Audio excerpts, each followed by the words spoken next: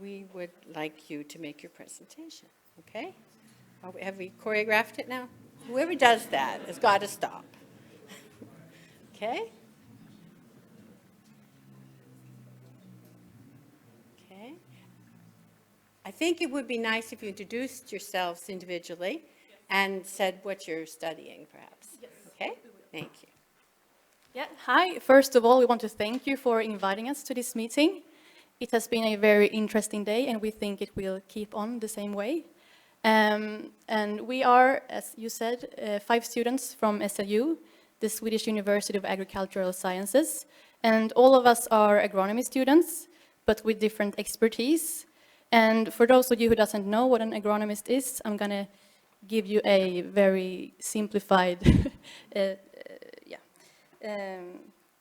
you can say that an agronomist has a competence throughout the whole food chain with knowledge about economical as well as social and environmental sustainability with focus on agriculture. And 4 of these, we have 5 different specializations, and they are economy, animal science, rural development, food science, and soil and plant science. And 4 of these 5 specializations are included in this group. And my name is Maria, and I'm, my major field is animal science. And my name is David, and my major field is economy and business management. And my name is Maja, and my major field is animal science. My name is Elin, and my major field is food science. And my name is Rebecca, and my major field is rural development.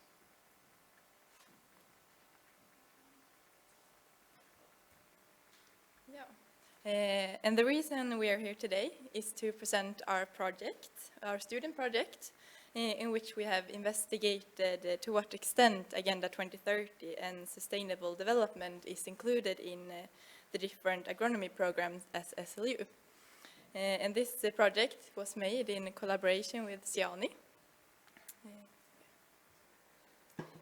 We feel this project was relevant for us agronomy students because we have specialized knowledge within the whole food chain, including the different aspects of food production and sustainability.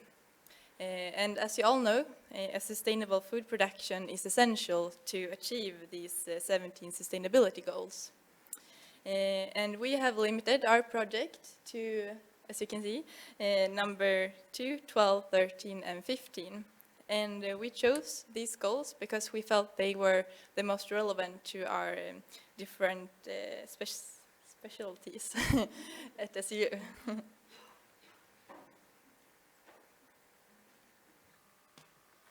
Okay, so in order to evaluate agronomy students' interest and knowledge about sustainable development and Agenda 2030, we made a web survey where all agronomy students that had entered the agronomy programs between 2011 and 2016 could enter the web survey. We also did some semi-structured interviews with 4 of the directors of studies in each agronomy programs, except for rural development agronomy program, where we interviewed a lecturer instead. We also talked to the deputy president, to SLU's deputy president and SLU Global. We thought it was very interesting to include SLU Global in our project, since they coordinate and support SLU's research and education, aiming at developing the agriculture sector in low-income countries. Yes, so now we're going to move from the method to the result. And since sustainable development is the main core of Agenda 2030, as you're all probably aware of, we felt that we needed to define sustainable development. So we all, in the group, but also throughout the project, had a common definition. So we decided to use the definition from the Brundtland's report, and you're probably also aware of, or you are familiar with that definition, but I'll share it with you anyway. So sustainable development is development that meets the needs of the present without compromising the ability of future generations to meet their own needs. So since all of the agronomy students originate from different backgrounds and study different disciplines, we were very curious and very interested to know what their definition of sustainable development was. So we asked that exact question in the survey. And this was the results, or an example. So the first one was a word not word, but quite good word for environmental friendly and efficient resource use. The second one was responsible use and consideration of environmental, social, and economical aspects. Long-term collaboration, joy, and new ways of thinking. And then overuse concept, few people understand the definition. So as you can see, they differ from one another quite a lot. But what we also noticed and saw in the result was that there are a lot of similarities in the definitions from the students, which is interesting, and it shows that even though we come from different backgrounds and study different disciplines, we still have a common idea of what sustainable development means and is.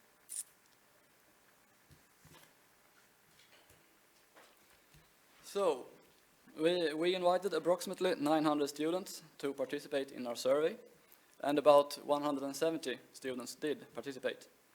That gives us an answer frequency of 18%, which indicates that our result ain't representative for all agronomy students at SLU, but it gives us a good idea of how the situation are among the students that answered. In the survey, we asked the questions about how our 4 selected goals are included in the agronomy programs. We asked the students to rate at which level they think each global goal are implemented in their education. So for goal number 2, that's our first diagram, shows answers regarding to goal number 2. It's about 50% answer that the goal are implemented in the education at a high grade, and about 30% chose the alternative at a very high grade. For goal number 12, more than half of the students says that goal 12 is a part of their education at a high grade, and about 20% answer a high grade, a very high grade or a low grade. For goal number 13, almost 60% of the participants answered that their education touches climate change issues and its consequences at a high grade, and 30% answered low grade.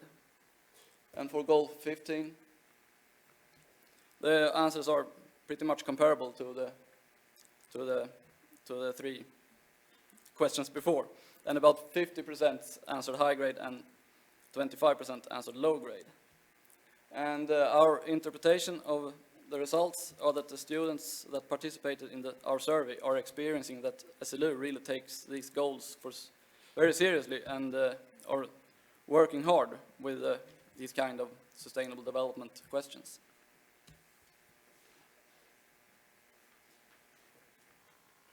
Okay, so one of the questions in the survey sent to the students questioned whether an interest in sustainable development had affected their choice in education. And 70% of the students answered that it had affected them to a very high degree or a high degree. Even though many students believe that the focus goal we chose to have in our report, goals 2, 12, 13 and 15 in the Agenda 2030 already are implemented in the agronomy programs, do we as a group interpret some of the answers like there is a need for further implementation of sustainable development and Agenda 2030 in the agronomy programs? So here are 2 quotes from the survey indicating the need for this. So student A said that sustainable development should be a recurrent element in all courses. It is often discussed in the overview courses, but rarely in the program-specific courses. So just to be clear, these overview courses are studied by all agronomy students from the different disciplines, while their program-specific courses are only held to each specific agronomy program. And quote number 2, student B said that most courses are based on traditional economic theory, which to a large extent has proved to be unsustainable.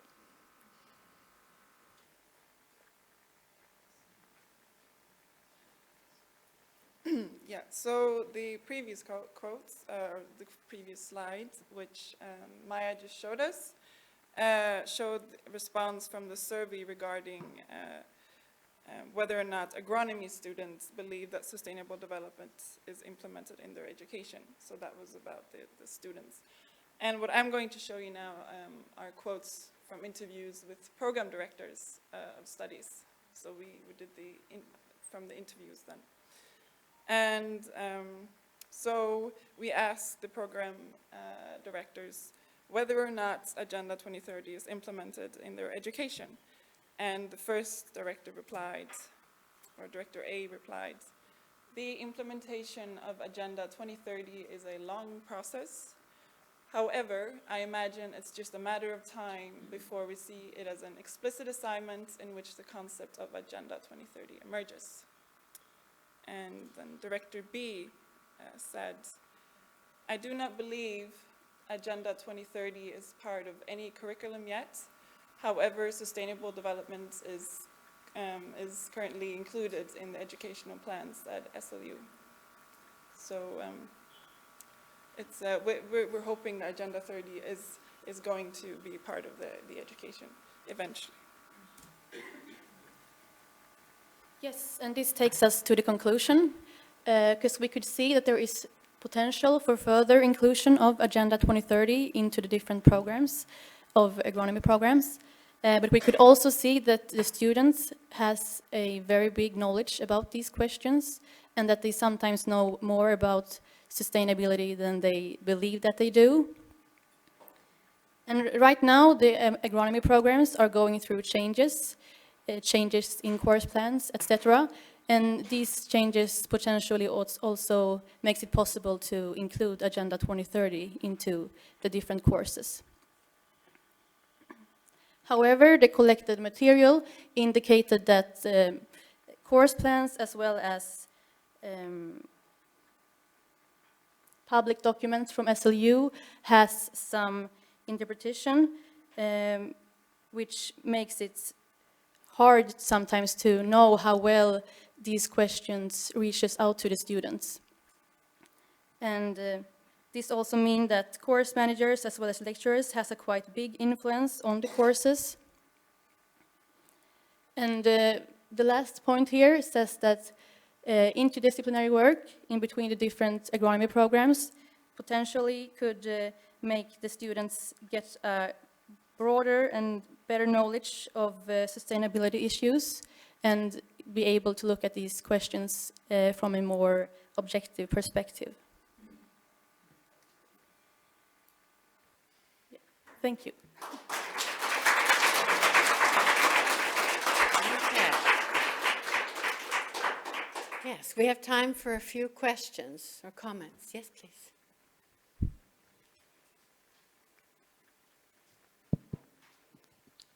Thank you very much, Cecilia from Näringsdepartementet.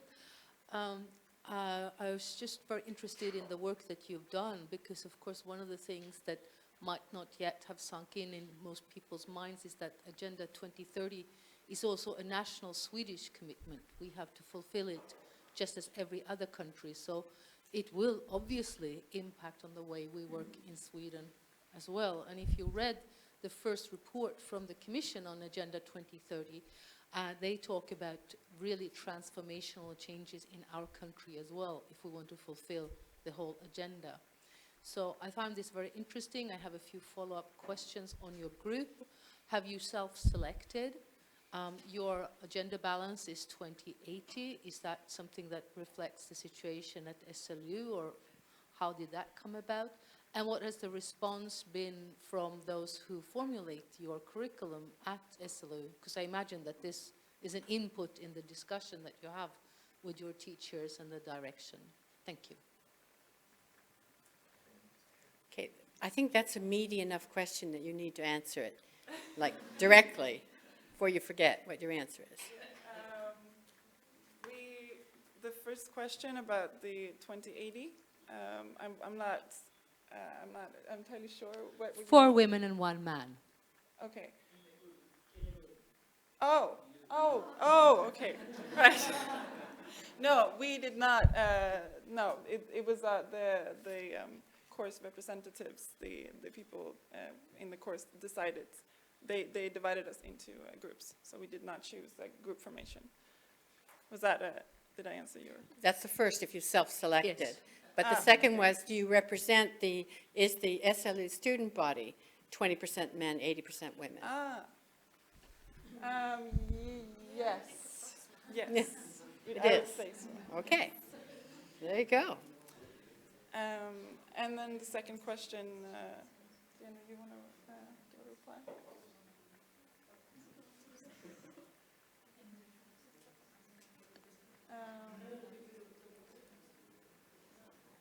Could you? Let her repeat. That's her What are you going to repeat? use your findings for? How do you use it? Well, SIANI, Madeleine mentioned that she'd given the report to some people Not yet. Not yet. Okay. Okay.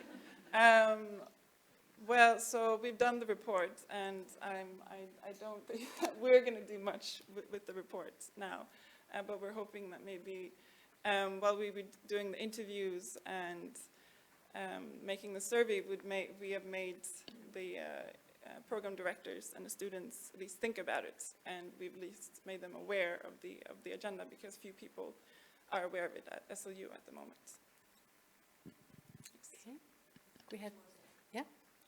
No, I don't want to add, I just want to comment that we were really interested to, as we are working with youth, and this is a very important group of the youth in Sweden, and so we just wanted to have an idea of how the agenda is perceived. So when I came out to SLU there in the fall, I think how many hands were up when I asked how many knew about the agenda? Was it? No, hardly no hand was up in the air. So sometimes we talk about this agenda and we are in a little bubble. So it's good to reach out and see what's happening, and because honestly, these are the people who are going to be there 2030. Not me probably, and someone else. So we are agitating here for the agenda, but these are the people who will, and these are the people who has the knowledge, has broad scope, and that comes very clear. Now, what's happened at SLU with the report, I don't know. Well, I know a little bit that it's red, and then we'll see what's happened. Maybe Anders, well, good. Thank you. Anders Malmer, SLU Global. We had the first question about Agenda 2030, like 86 other government agencies, how we relate to Agenda 2030. And we have answered that from SLU, but we are not there yet as to actually saying Agenda 2030 with every researcher, with every student. And this remains to be done. And I think this work by you is very helpful in that sense of looking how would we go further with this. And it's still on the table very much. And it's, from SLU Global, it's very appreciated if the students activate themselves also in this issue. Thank you. Okay. Matthew, did you want to make a comment? Yeah. Had one.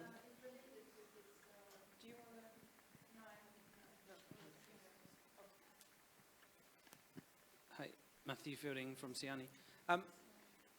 Maybe you've already answered this by the fact that you're here, but in what now some people call a post-expert arena, how much should you be looking to experts and SLU for guidance in this, or how much should you as students take the leadership in implementing and making these changes? I mean, by the fact that you're here, I guess it's clear you already have been answering that, but it would be nice to hear your reflections about, yeah, we're looking at what the course leaders can do, but what action can the students actually take?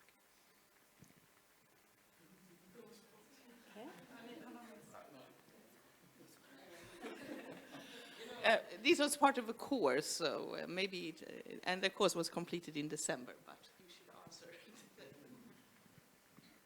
Well, in my opinion, I think that students, they have a big, I mean, because the course leaders and the program directors, they're bound to certain curriculums, etc. So it takes time to implement the agenda and all that. So I think it is up to the students, you know, to be interested and to push this question forward. Yeah. So it's a difficult question, but in my opinion, that it's a lot up to us. But I don't know if you agree in that sense. Yes, I think I agree. And also we had an interview with the deputy director, and she said there is so many seminars out there that the students can go to, and they are very good, but there are very few students going to these, and that's very sad. So I think there are opportunities to for students to learn more about sustainability questions, but maybe the seminars doesn't reach out, or they don't feel like they want to attend. I don't know. Yeah, and maybe it would be good to involve the student union more in those kind of questions, I think, and because they have a very good connection with the course leaders and so on. So that could be one way, I think. Go ahead. Also, in my opinion, again, the interdisciplinary work at SLU is not very good, because we're from different disciplines here, and we have all these expertise, like I mentioned, but we have very few courses in which we work together. So this is actually, and like Madeleine mentioned, this is the first course in which in the fall, in previous fall, in which we actually collaborate, and I think we've all noticed is when we collaborate and work interdisciplinary, we learn a lot from one another, and I think that's the key in all of this. So I guess I think we need more of these collaboration between the different programs at SLU. Yeah. Okay, I think Ola, you had a comment. Okay, just a minute, wait. I just wanted to say, I'm taking my job seriously here, that if you are going to go out into the workforce in the world or in Sweden, where it's a national commitment, it might be helpful if your course instructors had you know about Agenda 2030, so that you don't fumble at some job interview and say, oh yeah, isn't that some resolution about, yeah, what is it now? Yeah, which might not look too good. No, okay. Yeah, right. Hello, thank you for this very interesting piece of research that you have done. Maybe I'm coming from a slightly different perspective, but I'm completely shocked that in your courses and in your lectures that they are not addressing sustainability and Agenda 2030. And you said that in the overview courses they do, but not in the specific subject courses. So I think that's really important, because that's where you get down to the nitty-gritty of, you know, how do we actually implement this in practice, and SLU should be leading in this, I would have thought, because you're working with these important topics. So I don't know, go to your go to your supervisors, your directors, and ask, maybe demand more, you know, how can we think about these things? What does sustainability mean in practice for what we are working with? That's just a comment. Okay, one last comment, and then we have to go on to the, oh, okay, well, we can't hop over SLU. Okay, they have to have time to respond to it. Yeah, Ola first, and then Anders, you get the last word. Okay, slightly different comment then. I'm from SIDA, and I just want to say that at SIDA, when I talk with my colleagues who are working with these programs where SIDA is supporting young professionals, giving them an opportunity to work abroad in these junior professional officer or associate expert programs, as I hope most of you know about, where we fund postings with different organizations, companies, and so on, embassies. We have quite a lot of difficulties finding young professionals applying for these posts when it comes to environment and climate, natural resources, rural development. No problem at all when it comes to health, education, human rights, and so on, and democracy. But when it comes to natural resources, it's much more difficult to find. We get a few applications, some even no applications at all. And we are quite concerned about that, and we are very much looking forward to finding ways and working with universities and how to promote these posts more. Mm-hmm. Yeah, just a short comment on this. I think you should notice, like your presentation, that the students feel that they learn about sustainability at SLU. This is what the education is about, but it's not tagged as Agenda 2030 yet. I mean, the course plans are not changed overnight. This is 1 year old since the decision. Together with SIANI, we had produced a manual or an idea report for students how to make an international career in global development, for example. That is one way of sort of promoting this. And of course, it will be labeled properly in sort of the global process eventually. But I would stress that it's all about sustainability, of course, all the programs we have. Mm-hmm. Okay. And now, thank you very much. Guardians of 2030. Okay.